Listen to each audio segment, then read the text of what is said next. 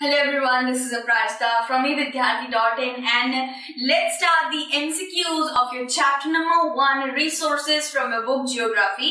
तो जल्दी जल्दी से MCQs की जर्नी पे चलते हैं। हमारा सबसे पहले तो हमारा जर्नी का फर्स्ट स्टेप है evidyarthi.in की वेबसाइट पे जाना। उसके बाद आपको मेन मेन्यू करके एक ऑप्शन मिलेगा, वहां क्लिक करेंगे तो आपको यहाँ पे कुछ ऑप्शन मिल जाएंगे। आपको करना है स्कूल पे क्लिक, जहाँ पे आपको क्लासेस मिल जाएंगी। ठीक है, हमें कौन सी करनी है क्लास भाई? 8th करनी है, तो 8th की ज्योग्राफी पे क्लिक कर देंगे तो आपको यहाँ पे ज्योग्राफी का मेन मेन्यू मिल जाएगा। अब यहाँ पे आप क्लिक करेंगे तो यहाँ पे आपको मिल जाएगा MCQ, revision note, previous year paper, सब कुछ क्लास 8 ज्योग्राफी से रिलेटेड मिल जाएगा। आपको करना है भाई एमसीक्यू पे क्लिक, क्योंकि आज हम एमसीक्यूज करने वाले हैं। तो फिर हम आ जाते हैं हमारे चैप्टर पे आ जाते हैं। हमारा चैप्टर तो है भाई रिसोर्सेस। हमारा फर्स्ट चैप्टर आ जाता है रिसोर्सेस एंड उसके बाद हम आ जाएंगे यहाँ पे एमसीक्यू के क्वेश्चन पर। Isn't that easy? तो चलिए जल्दी से स्टार्ट करते हैं हमारे क्वेश्चन आंसर्स इस चैप्टर के। पहला क्वेश्चन है which of these have some utility? Which of these have some utility? यानी कि यूज हो रहा है, इनमें से कौन सी चीजों का यूज हो रहा है? हम डेली मतलब दिनचर्या में अपना यूज करते हैं इन सब चीजों में, इनकी कुछ यूटिलिटी यानी कि इनकी कोई वैल्यू है। सो वाटर भाई रोज यूज होता है, इसके बिना तो रह ही नहीं सकते। इलेक्ट्रिसिटी यस रोज यूज होता है। वेजिटेबल्स भाई सब्जी नहीं बनेगी बढ़िया बढ़िया। सो all of these has a utility, इनकी कुछ यूज हो रहा है, वैल्यू है। अब हम आ जाते हैं हमारे सेकेंड वाले पे आ जाता है which of these have economic value, यानी कि इनमें से कौन से की पैसों वाली वैल्यू है। ठीक है, सो लैंडस्केप की कोई वैल्यू नहीं होती है, इट्स ओनली अ लैंडस्केप। ठीक है, होम रेमेडीज जो तो घर की बनाई हुई चंदन, हल्दी का लेप, इन सब की वैल्यू नहीं होती है। लेकिन आगे जाके इनको एक ब्रांड सैंक्शन मिल जाए, ब्रांड आगे जाके इनको भाई बोले कि आपकी होम रेमेडी बहुत अच्छी है, हम इसको पब्लिश करेंगे, अपना एक अलग से ब्रांड बनाएंगे, तो वो आगे जाके उसको वैल्यू मिलेगी, फिर लोग उसे खरीदेंगे, फिर उसे इकोनॉमिक वैल्यू मिलेगी। राइट, सो यहाँ पे जो वैल्यू है वो मेटल की है। ठीक है, मेटल को बेचते ही पैसे मिल जाते हैं, तो बेसिकली मेटल की वैल्यू है एक, तो इकोनॉमिक वैल्यू मेटल की होती है। अब आ गए हम क्वेश्चन नंबर 3 पे। Resources are distributed unequally over the earth because of. जो रिसोर्सेज है, जो मेटल है, नॉन मेटल्स है, मेटालिक मिनरल्स, नॉन मिनरल, हर तरीके के रिसोर्स की बात कर रही हूँ, फॉरेस्ट, वाटर, लैंड, सबकी बात कर रही हूँ, वो इतना अनइक्वली हर जगह डिस्ट्रीब्यूट क्यों हो रखी है? अगर आप मिजोरम की बात करें या फिर मेघालय की बात करें, मेघालय में इतना ज्यादा पेड़ पौधे, इतना ज्यादा वेजिटेशन है, क्या बताएं। लेकिन वहीं पे आप किसी बंजर इलाके राजस्थान की बात करें, जो डेजर्टेड एरिया है, वहां पे क्यों नहीं है? तो इसका मतलब तो अनइक्वल डिस्ट्रीब्यूशन है। लेकिन क्यों है? The different natural condition, level of development, technological level, all of these. So all obviously starting जब पृथ्वी की शुरुआत हुई थी, पृथ्वी जब बना था, अलग अलग कंट्रीज बनी थी, किसी को कितना मिला है, किसी को थोड़ा सा कम मिला है, तो इसके अंदर किसी की भी गलती नहीं थी, ये सब नेचुरली होता है। लैंड कहीं पे ज्यादा होती है तो कहीं पे कम होती है।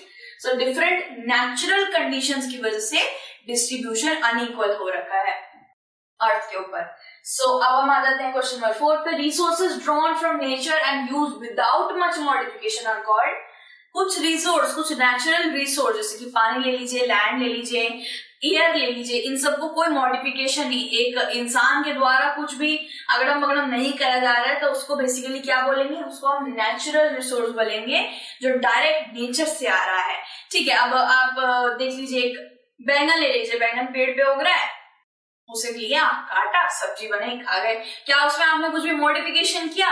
क्या उसको अलग कलर बदल दिया या फिर उसके अंदर थोड़ी सी चमकादड़ क्या उसके अंदर थोड़ी सी चमकारियां लगा दी, स्टार्स लगा दिए, सुंदर से सजा दिया? कुछ नहीं किया, डायरेक्ट उसकी सब्जी बना दी। तो basically it was from nature, directly nature से था। तो बेसिकली नेचुरल रिसोर्स वो होते हैं जिसके अंदर कोई मॉडिफिकेशन नहीं करी होती है। ह्यूमन मेड जिसके अंदर मॉडिफिकेशन करी होती है। कल्चरल रिसोर्सेज आप ले लीजिए। कल्चरल रिसोर्सेज वैसे आपकी बुक में तो गिवन नहीं है, बट मैं आपको बता देती हूँ कि टेम्पल, हिस्टोरिकल जो टेम्पल्स होते हैं, हिस्टोरिकल साइट्स होती है, जो डायरेक्ट कल्चर से एक संजोग रखती है, कल्चर से कनेक्टेड रहती है, डायरेक्ट कल्चर को पेश आती है। टेम्पल देख लीजिए, जगन्नाथ टेम्पल ले लीजिए, बौद्धिनाथ टेम्पल ले लीजिए, ये सब बौद्धिज्म, हिंदुइज्म को दर्शा रहे हैं, तो कल्चर से डिफाइन हो रहा है। सो कल्चरल रिसोर्सेज उनको कह दिया जाएगा। फिर आ जाता है none of these. So natural resources आ जाएगा हमारा बिल्कुल परफेक्ट वाला आंसर। अब आ जाएंगे हम फिफ्थ पे, the basis of classification of resources are. अब मैं आपको फिर से बता दूं कि पेज नंबर 2, आपका जो ज्योग्राफी का बुक है पेज नंबर 2 पे जाएंगे तो वहां पे दे रखा है कि क्लासिफिकेशन ऑफ रिसोर्सेस के बेसिकली तीन है, level of development, origin, stock distribution, stock and distribution. And then in तीन क्लासिफिकेशंस के भी अलग अलग ग्रुप्स थे। जैसे लेवल ऑफ डेवलपमेंट का ले लीजिए तो वहां पे था आपका actual resources, potential resources. Origin में जाएंगे तो एबायोटिक एंड बायोटिक, मतलब एक एक पापा के एक एक भाई बहन निकले जा रहे हैं, इसके कुछ भाई बहन है, इसके कुछ भाई बहन है। सो बेसिकली अगर आपको रिसोर्सेस की क्लासिफिकेशन चाहिए तो ये तीनों ही बिल्कुल सही आंसर है। You can check it on your book page number 2। So all of these are classification of resources. So the resources whose quantity are known named as, ऐसे रिसोर्सेज जिनकी क्वांटिटी क्वालिटी हमें पता है कि उनको कैसे यूज करने हैं आगे, तो उसे हम बोलेंगे एक्चुअल रिसोर्सेज। पोटेंशियल रिसोर्स वो होता है जिसकी हमें कुछ पता ही नहीं होता, जो बिल्कुल नया नया आया है और हमें पता नहीं, उसके ऊपर टेक्नोलॉजी नहीं निकली है उसको यूज करने के लिए। कोयला ले लीजिए, कोयला हम जानते हैं रेलवे में यूज हो जाएगा और भाई आग जलाने के लिए यूज हो जाएगा, उसमें खाना बन जाएगा, उससे एनर्जी बन जाएगी, कोयले के अंदर कोयले से इलेक्ट्रिसिटी बन जाएगी, हमें पता है, उसकी क्वांटिटी भी पता है और कैसे यूज होता है वो भी सब कुछ पता है, हमसे कुछ छुपा नहीं है। लेकिन यहाँ पे ये बोला है क्वांटिटी किसकी पता है तो वो एक्चुअल हो जाएगा, जिसकी नहीं पता वो हो जाएगा पोटेंशियल। समझ लीजिए यूरेनियम की बिल्कुल हमें कुछ ज्यादा पता नहीं है, उसको यूज नहीं है, इतनी टेक्नोलॉजी नहीं निकली कि यूरेनियम को कैसे यूज करें। स्टॉक आ जाता है, stock is the wrong answer, all of these भी रॉन्ग आंसर है। So actual resources will be the right answer. Give an example of biotic resources, ये हमारा क्वेश्चन नंबर 7 है।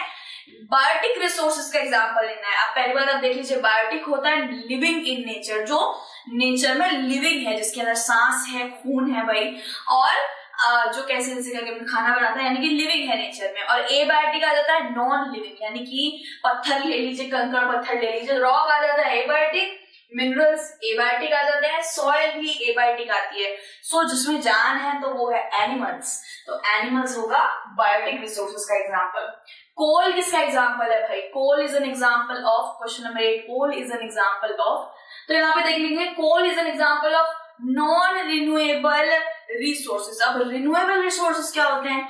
रिन्यूएबल यानी कि जिसको रिन्यू करा जा सकता है, जो लिमिटेड है, अनलिमिटेड है। अब आप देख लीजिए, सूरज की रोशनी देख लीजिए, सूरज की रोशनी जितना यूज करे उतना कम है, बिल्कुल फ्री फंड की आ रही है, किसी कुछ पैसा नहीं लगना है, आराम से उससे हम लोग यूज कर सकते हैं। सोलर पैनल से कितना ज्यादा बिजली बच सकती है।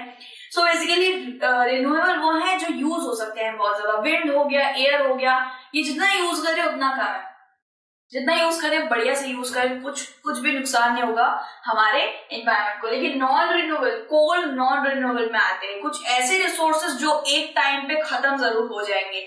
सो कोल हो गया, पेट्रोलियम हो गया, फॉसिल फ्यूल हो गए, ये सब आ जाएगा नॉन रिन्यूएबल में। ह्यूमन रिसोर्सेज, पोटेंशियल रिसोर्सेज नहीं होगा।